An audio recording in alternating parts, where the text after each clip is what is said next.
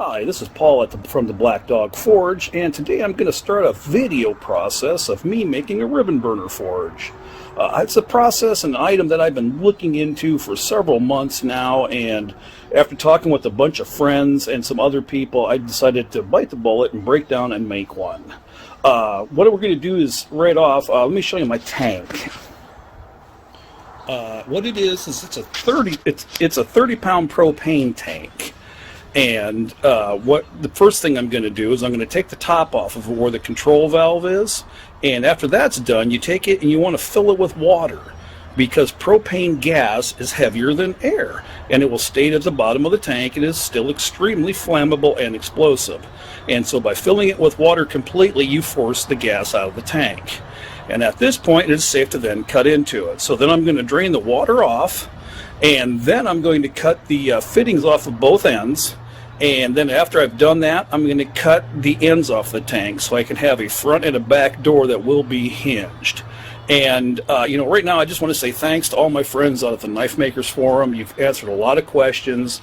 Charles at Pine Ridge Burners, the man's just a genius. He knows literally everything there is to know about these things, and he will just patiently answer every silly question you can come up with. Also, Wayne Coe has some great videos on a lot of information. So right off the bat, let me put this phone down here in a second. I'm going to go over and start working on this thing, and I'll be back in a little bit, hopefully.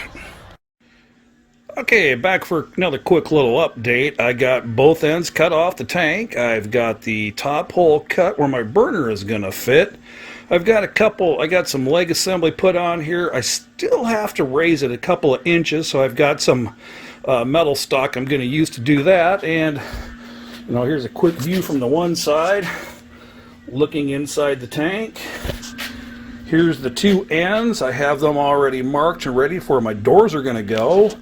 And also, I got this old shop cart that I rebuilt. It was just an old POS thing laying around. I beat the dents out of it, flattened it up, put a sheet of metal on it, painted it, and welded up the corners. So I'll be back when I get some other stuff done, and I'll talk to you guys later. Okay, here I am. I'm back again with my ribbon burner forge update. It's been a little while because of being busy around the shop, but as you can see, now that I've got the ends cut off, I've got the front and the back door already put together. I've taken that channel iron and cut a hole and welded it in here on this side, which is going to be the front. And then over here on this one, this is the back. And I don't know if you can see, but in each one, I have a couple of holes drilled where I can put a different kind of flooring on each one if I want to, for a different shelf or a rest.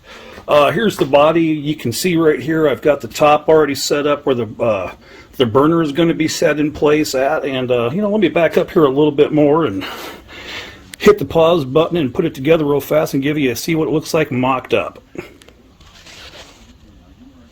Okay, now you can see that now I've got the doors put on it. Here's a view from the side, and let me kind of pan around here from the back here and up to the front. And let me hit the pause button here for a second again, and I'll get a little bit better view of the doors. Okay, here is the back view. It has a pass-through door with a roughly 4-inch by 6-inch rectangle opening that I'll be able to bolt a piece of angle iron onto and put a fire brick on to block off the back end. Okay, now we have a view of the front here. This is the front door pass-through, same setup as the back with the holes for a shelf. I just made a basic hinge out of some metal that I had laying around, forged up a couple of hinges and welded some stuff on the end here, and I also made it with the hinges so I'll be able to open this up and have access to the inside at any time that I need. And yes, I know you're going to see my welding, and yes, it is horrible. I've only been doing it for a short time, but hey, I enjoy it, and so paint and a grinder can fix all kinds of problems. Okay, now that I got her torn back apart, I can show you what I've done here. My next step is I'm going to put the K-wall in. And what I've done is I've gone and I've welded in some 1.5 inch screws on the inside. And what this will do is, you'll see in here I have more, and on this other door I have more. And what these are going to do is they're going to hold the K-wall in place for when I pour my my mixture in to set the castable is going to help hold it in place. So I'm going to get out of here for now, and I'll be back later on with another update. Alright, as you can see, I've got all my K-wool in now. I've made some blocks for the openings so I can have a nice flush fit. I've got the tube in now. As you can see, I'll try to turn it around so you can maybe see inside of it. Don't know if it's going to work or not, but you can see I've made some plugs here for it too. Some blocks out of some plywood, so we're about ready to start pouring, so I'll come back in a little bit when I've poured it. Okay, you can see now that I've got the refractory poured, and I've got things pretty much cleaned up now. You know, you can see on the inside I got a pretty good job done there. Up here on the inside I've got it all kind of cleaned up and roughed in for the burner to go in, and now I'm just going to let the stuff dry for a little bit, and I'm going to put a coat of paint on her here in a little bit. Alright, I finally got it done. I've got it all put together. I've got it all tested. Everything's working. I get good temperatures when I run this thing. Let me give you a little walk through here. I put my original door back on after all my testing, and as you can walk around, you see I made some channels on it. Here I can put some fire bricks to slide back and forth. Okay, here's the side, and you can see the plumbing here where I have my 2-inch pipe going up into the LP290 burner from Pine Ridge Burners. Great product. You can see I've got my shut off and my adjustments for my air and my gas. Come on down here, you can see the blower, and I also put in a proof of air system on this thing, and what it is, it's 2 solenoids. You have an air and a gas solenoid both in conjunction, that as long as there's power to the unit, the gas will work. If the power turns off, the gas stops. It's well worth the extra money to have this. You know, come around here at the back.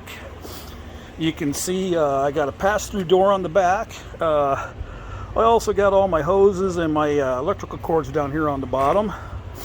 And let's get a view on this other side over here. Not much to see on this side except for the one plain side. And you know, under here you can kind of see the blower setup I have. Come back around here, and here, let me hit the pause button and put my brick sliders on there. Okay, I've made these things right here, some sliders for the bricks on the front door, and everybody knows it's always a pain to move the bricks, and so I had some extra metal and some railroad spikes, and I just made a little bracket that I can use the brick and slide it back and forth. And alright, I'm back once again, probably for the last time. I believe I got the forge completely finished. I had that other door on there that you've seen with the ability to slide it back and forth. I just wasn't real happy. So what I did is I went back to the original wide opening, and I made a couple of like little brackets that I can put some fire bricks in that you can open and close on some pivoting pins that I made. Let me show you real fast. And this way, you know, you can get all the way to the interior pretty easy, and if you want, you can take them off. So, you know, it's time to start making stuff. So hey, thanks for watching. I hope you enjoyed it, and if you have any questions, feel free to ask. Alright, here I'm back again finally. I'm finishing up this video. I'd just like to say this has been kind of an interesting and fun experience making this ribbon burner. You know, if anybody's thinking about making one, I highly recommend that you go ahead and make one, because it's just incredible. You know, I can forge weld once I reach my forging temperatures at 5 psi propane, and it's just incredible. You know, and it works better than I would even imagine. I was able to, my first try, made some pretty neat Damascus. Here, I'll get up and show you this here in a second. And also like to say, I'm going to make a part 2 of this. It's going to have some of the technical aspects, like sizes, dimensions, volumes, and stuff like that. So watch for that. And, you know, hey, please enjoy it. You know, I know it's not perfect. I'm not a great welder, but I had a lot of fun. And, you know, it's something anybody, if it was with a little bit of welding experience and metalworking, anybody could probably make one of these things. So, hey, please enjoy. Okay, here's a Damascus that I made the other day. I made 6 billets, as you can see, with the smallest is being at 13.5 inches by 1.75 inches, and the largest being 19.5 by 2 5/8. And the other thing too is this is all fluxless welding. I only make my billets. I weld them up and I just soak them in kerosene for several days, and it's worked great for me.